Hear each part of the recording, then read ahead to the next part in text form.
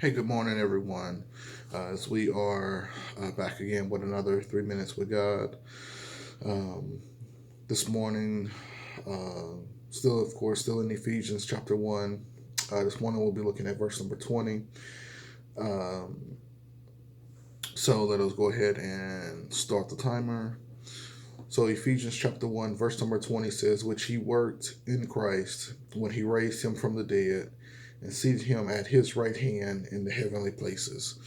So Paul is still talking about the power, the exceeding greatness of his power. So he's talking about the power of God. And it is the power of God that raised Christ from the dead. And it wasn't as Paul so clearly states here. It was not that Christ was just in a coma, or it wasn't that he was in a deep sleep. It wasn't that he was just severely hurt from everything, but um, he was literally dead. That and it is the power of God that actually raised him from the dead. And um, we see that it's one of those things as that the power of God that was working in Christ when he was alive raised three people from the dead. He raised the widow's son at Nain.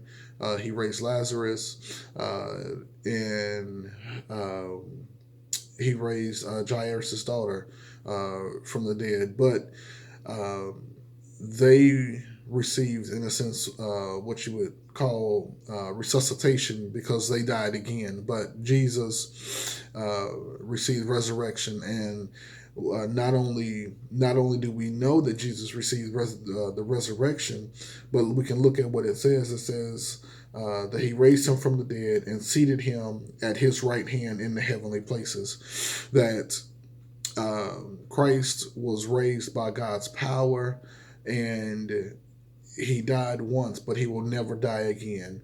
Um, and that is the same power that God uses in us, for us, and through us. And it's one of those things, as when we think about the power of God, um, that if the power of God can raise Christ from the dead, um, and that same power God uses in our lives. So if God can raise someone from the dead, what is healing a sickness? What is um, taking care of a few bills? What is everything else? It's simple compared to that. So we see, just as I leave you today, just to think about the fact that our God is so powerful, and has so much strength that he can do anything, and there's nothing that he cannot do. So when you feel the wind blow, that's the power of God. When you see the sun rise, that's the power of God. When you see the stars in the sky, that's the power of God. That when you wake up in the morning, that's the power of God. So just remember that the power of God is always working for us, in us, and through us. So God bless you, and have a great day.